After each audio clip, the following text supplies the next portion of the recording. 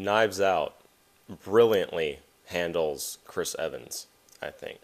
You want to talk about how to be aware of where an actor is at in their career and how to use that for the good of your movie. This is a fantastic example. So you want to think about where Chris Evans was in 2019. Avengers Endgame comes out in the first half of the year, and we know from the ending of that movie that Captain America is being retired, right? So we know Chris Evans is done with that role. What's he going to do now, right? So then Knives Out comes in late November, early December, somewhere around there. And he's playing a jackass, and he used to play jackasses all the time before Captain America, and he's very good at it. But Knives Out is a mystery, and there's a killer, and we're trying to figure out who the killer is. And so we're asking ourselves naturally, could it be Chris Evans? And Knives Out is a fairly smart movie because it's kind of playing with this idea of, is Chris Evans going to be the hero again, but just a different kind of hero, you know? Because in late in the second act, early in the third act of Knives Out, it kind of all comes down to him and Anya de Armas, and you're like, okay, he's trying to help her out.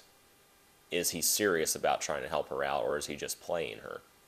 And so the movie is kind of toying with this idea of, is he the killer because he's trying to break free of the Captain America role? Or is he not the killer because the movie knows we know he might be trying to break free of the Captain America role?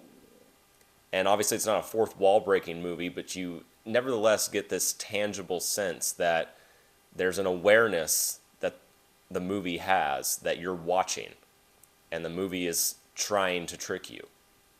And it's very, very interesting. And I would say, really, that it's pulled off nicely in the first movie, and it just kind of becomes a little bit more of an eye roll later on when you place the first movie in the context of the whole trilogy.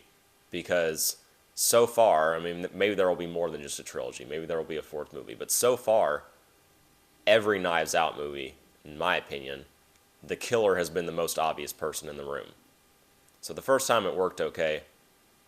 Second time I was like, okay, come on. And third time it was just, I mean, third time it was a good movie, but still it was kind of boring. The actual mystery part was the least interesting part. But anyway, Knives Out, Chris Evans, very well done.